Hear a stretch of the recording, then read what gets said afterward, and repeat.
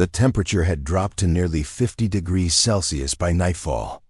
The kind of cold that did not howl or storm, but simply settled in and stayed. The air was so still it felt solid, as if sound itself had frozen. Nights like this were not meant for movement. Anything left outside for too long did not last.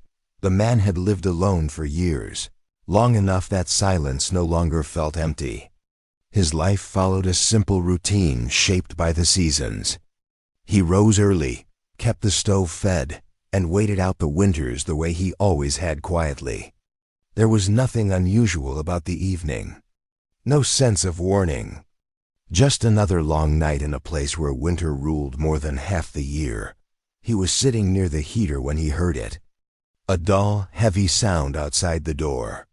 Not a knock. Not a scrape. More like something losing its strength and giving in to gravity. He did not move right away.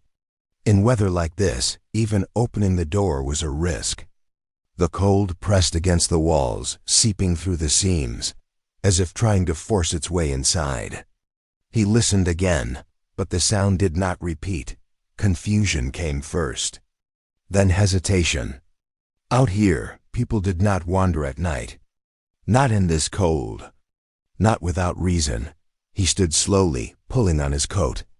As he reached for the door, he felt a quiet resistance in himself.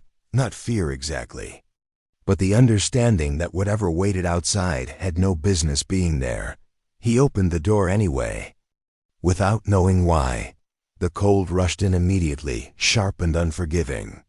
And in the snow just beyond the threshold, something lay where nothing should have been at all. The porch light spilled a weak yellow circle onto the snow, barely cutting through the darkness. At first, the shape on the ground did not make sense to him. It was too large, too still. His first thought was that an animal had collapsed near the door, driven there by instinct and desperation. That alone would have been unusual in weather like this. He stepped closer, the cold biting at his face. The shape did not move. Snow had already begun to gather along its outline, as if the night was trying to claim it. When he bent slightly, the details became clearer, and his breath caught. It was not any animal he recognized. The body was massive, broad through the shoulders, covered in thick, dark fur, stiffened by ice. Long arms lay twisted at unnatural angles, fingers half curled into the snow. The face, partially turned toward the light, was unmistakably not human, yet carried something familiar. The structure was different, heavier, but the expression was not wild. She was alive. Barely. Her chest rose and fell in shallow, uneven breaths.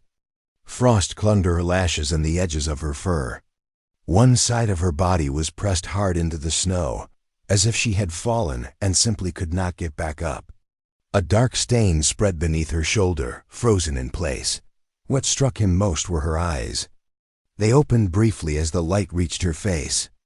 There was no anger in them, no threat, only exhaustion, deep and complete, the kind that comes when the body has nothing left to give. He straightened slowly, his mind struggling to catch up with what he was seeing. Every instinct told him to step back, to close the door, to forget what lay outside. But another thought followed just as quickly. In this cold, nothing survived long. Not without shelter, not without help, and whatever she was, she had collapsed at his door for a reason. The cold crept into his gloves as he stood there, staring down at her. At 50 degrees Celsius, time did not move the way it should. Seconds felt heavier, more final. He knew enough about winter to understand what waiting would mean. If he stepped back inside and closed the door, the night would finish what it had already started. There was no space for long thinking. No room for fear to grow into panic. He was not brave by nature, and he did not feel brave now. What he felt was a quiet pressure, the kind that comes when a choice has already been made somewhere deep inside. He crouched beside her, keeping his movements slow. Up close, the damage was clearer. Her fur was stiff with ice, her skin beneath it unnaturally cold. One leg was bent at an angle that suggested pain. When he touched her shoulder, she flinched weakly, a low sound escaping her throat before she went still again. She was heavier than anything he had ever tried to lift. When he slid his arms beneath her, the weight nearly pulled him down into the snow. His boots slipped, his breath came hard, and for a moment he thought he had made a terrible mistake, but he did not let go. Step by step, he dragged her toward the door, his muscles burning, the cold biting through every layer. Each movement felt clumsy and dangerous. If she woke fully, if she panicked, there would be nothing he could do to stop it. That thought stayed with him, sharp and constant. The door stood open behind him, warm air spilling out into the night. He focused on that small pocket of light and heat, refusing to think beyond it. When he finally crossed the threshold and pulled her inside, the door closing behind them with a dull thud, the silence returned. He leaned against the wall, breathing hard, staring at what he had just done, whatever happened next. There was no turning back. The warmth hit him first, sharp and almost unbelievable after the bitter cold outside. The heater hummed quietly, pushing back the chill that had seemed permanent just moments ago. Steam rose from her fur as it met the warmer air, curling in thin clouds before fading into the corners of the room. He kept his distance, not out of fear, but out of respect. She was large, unfamiliar, and clearly fragile. Every instinct told him to tread carefully. Moving too quickly, making any sudden noise, could startle her, and at this point, that could be disastrous. She lay on the floor, unconscious. The rhythm of her shallow breathing, the only sound beyond the heater's steady hum. The room felt heavy, filled with a quiet stillness that almost pressed against him. Time seemed to slow, each second measured and deliberate. He assessed her injuries the best he could. Frost had settled along the tips of her fingers and ears, and the dark stain on her fur suggested she had been hurt before collapsing. He had no medical training, but he knew enough to see she needed warmth and stillness more than anything else. He moved to a nearby chair and sat silently, watching. The house, normally a place of comfort, felt foreign now, a shared space with a creature he barely understood. He did not try to touch her, did not speak. The moment required patience more than action. Outside, the wind howled and the snow piled against the walls, but inside, the room was calm. A fragile kind of calm, held together by quiet observation and the knowledge that any wrong move could undo everything. He simply waited, breathing slowly, giving her the space to recover without interference. Whatever had brought her here, whatever force had guided her to his door, it had created a fragile trust that he did not intend to break. The night stretched on, silent except for her uneven breaths and the faint hum of the heater. A temporary reprieve in a world that offered no guarantees. Hours passed in silence. He sat quietly, careful not to disturb the fragile warmth that now surrounded her. Then, slowly, almost imperceptibly, her eyes began to flutter. The first moment was brief, a half-open blink that barely registered, but it was enough to make his chest tighten. She lifted her head slightly, just enough to reveal the dark, intelligent eyes that now met his own. There was no fear in her gaze, no threat, only exhaustion, a deep and complete weariness that spoke of suffering beyond what he could imagine. He froze, not from panic, but from the sudden weight of awareness. She was aware of him. She saw him, understood his presence, and yet made no move to attack or flee. It was as though she had been waiting for him to prove he could be trusted. A low, almost imperceptible sound escaped her throat, more a sigh than a growl. He remained still, watching, not reaching, not speaking. Words felt unnecessary, inadequate for the gravity of the moment. Her eyes held his attention, communicating something without language, an understanding that crossed the boundaries between species. It was simple, unspoken. She needed help, and he had offered it without expectation. Slowly she shifted, testing her limbs. The movement was tentative, weak but deliberate. He noticed the small signs of discomfort and pain, the stiffness in her joints, the tremor of exhaustion. Yet through it all, there was no panic, no desperation, only a quiet will to survive. For the first time, he allowed himself to breathe fully, though cautiously. She had woken, acknowledged his presence. And for a moment, the enormity of what had happened outside the door, the cold, the collapse, the risk fell into a strange, silent balance. In that room, in that shared quiet, a fragile connection had formed. He understood now that she trusted him, not because she had a choice, but because he had moved slowly, carefully, and without judgment. And for the first time that night, he felt a small, steady thread of hope. He examined her injuries as best he could without moving her too much. The frostbite along her fingers and toes was severe, the skin pale beneath the dark fur. There was a deep scrape along her shoulder, partially frozen in the snow. He knew he could not do much, he was not a doctor, but he could provide warmth, stability, and patience. At first, she resisted any contact. When he gently adjusted a blanket around her, she flinched, muscles tensing, eyes narrowing. The subtle, instinctive hesitation told him she had learned long ago that not everyone offered help with pure intent. Slowly, she relaxed, though only marginally, allowing him to create a small circle of safety around her. Each careful movement was deliberate, slow, meant to avoid startling her. He spoke softly, though he knew she could not understand the words. The tone, the rhythm, the patience in his voice seemed to matter more than the meaning. She listened, responding only with small shifts of her head or brief, shallow breaths. Trust, he realized, would not be demanded. It would be earned. Time stretched in the warmth of the room. Minutes became hours as he waited and observed, offering only what she needed most, stillness and heat. She began to allow him near, leaning into the warmth without pulling away. It was a subtle acknowledgement, a quiet acceptance of the presence beside her. For the first time, he allowed himself to see her not as a threat, but as a being in pain who had no choice but to depend on him.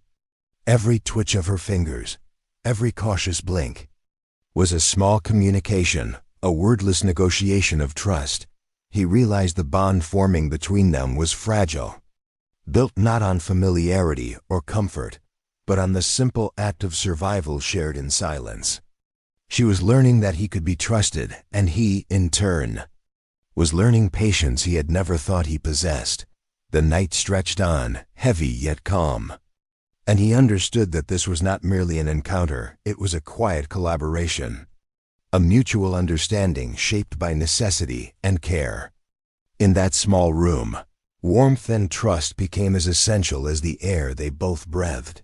The night settled around the small house, deep and unyielding. Outside, the wind tore across the snow-covered landscape, rattling the edges of the roof and pressing against every window. Inside, the heater hummed steadily, a constant reminder that here, in this fragile pocket, warmth existed. Neither of them slept. The man stayed near the corner of the room, watching, listening, breathing slowly so as not to disturb her. She remained alert, though exhausted, every muscle poised for sudden movement if necessary. Despite the obvious fatigue, she never fully relaxed. The tension of survival clung to her like a second skin. He observed her quietly. Each shallow breath, each tentative adjustment of her limbs told him a story. She had been through more than he could comprehend, yet she allowed him to be present. That small acceptance carried weight far heavier than any words could convey. Occasionally, she shifted her gaze toward him. There was no aggression, no pleading, no curiosity driven by mischief. Just awareness, measured and deliberate.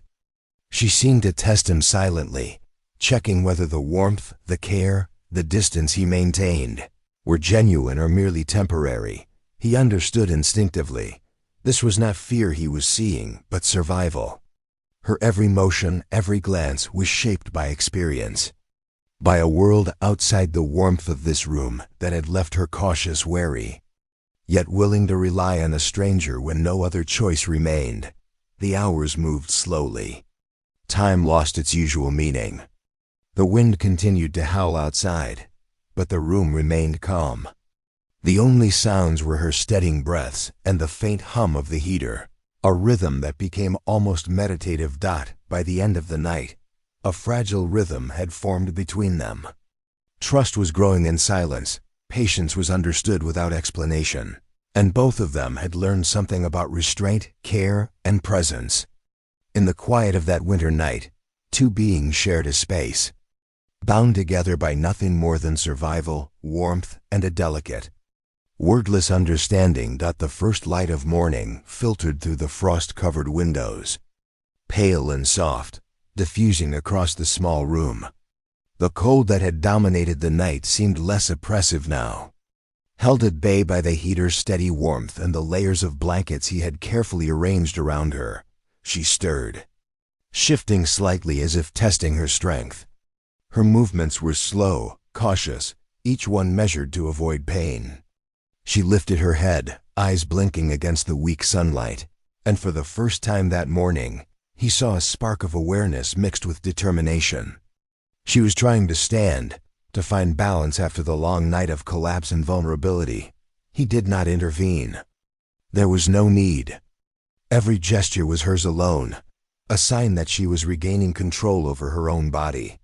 He watched quietly, careful not to crowd her or intrude on the fragile space they now shared. Respect, he realized, was part of the trust between them.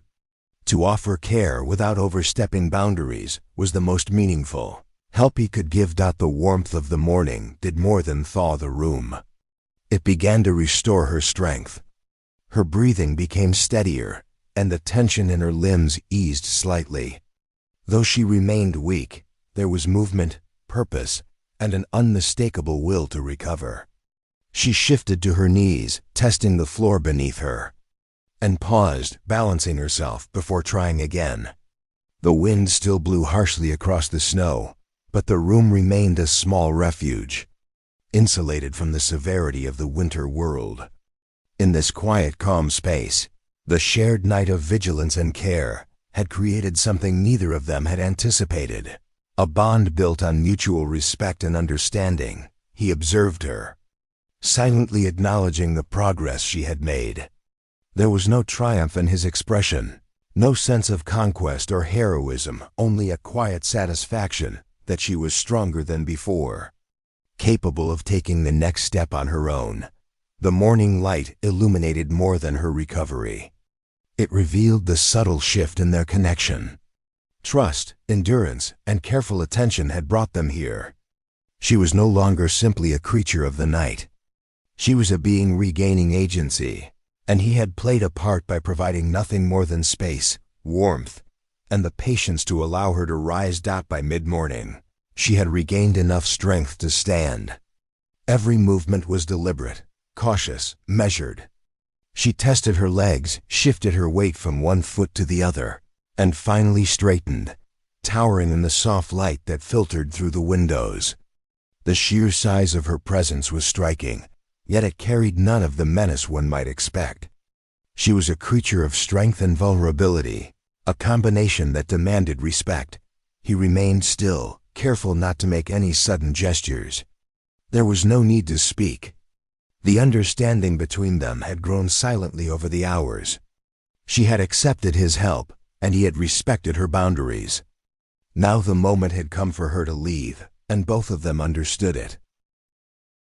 She moved toward the door slowly, her steps measured and unhurried. The snow outside had hardened overnight, and each footfall made a subtle crunch that echoed in the quiet house. He stayed back, allowing her the space she needed. There was no hesitation in her eyes, only awareness of him and the shared experience of the past night. At the threshold, she paused. Her gaze met his once more, and she inclined her head in a subtle, deliberate gesture, a silent acknowledgement of the trust, care, and patience that had passed between them. It was neither dramatic nor flamboyant, but it carried the weight of gratitude. He felt it as clearly as any spoken word, A moment that would linger far longer than the hours of snow, cold, or effort. She stepped outside. The cold air embraced her, yet she moved with a steadiness he had not seen before. The wind swept around her, but she did not falter. Without looking back, she disappeared into the white expanse beyond his doorstep, leaving behind only the faint imprint of her steps in the snow. He remained at the door, watching the space where she had been.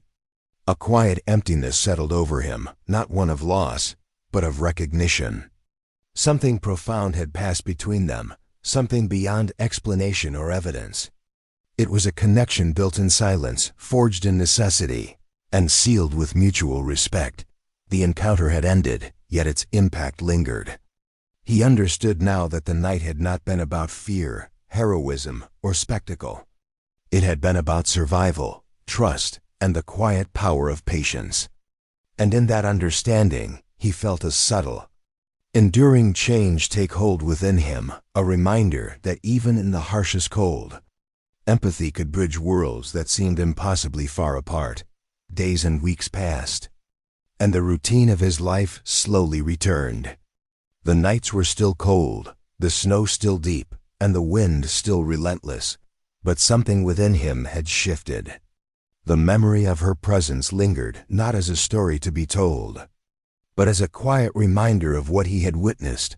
He thought often of her eyes, the way they had opened to him without fear, the silent trust that had passed between them. It was a connection beyond words, beyond explanation. No photograph, no evidence could capture the weight of that moment. It was something internal, permanent, and profoundly real. The encounter had changed his understanding of the world outside his door.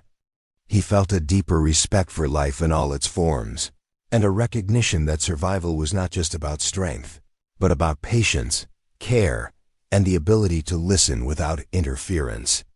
He understood now that empathy was sometimes the quietest, yet strongest, act of courage.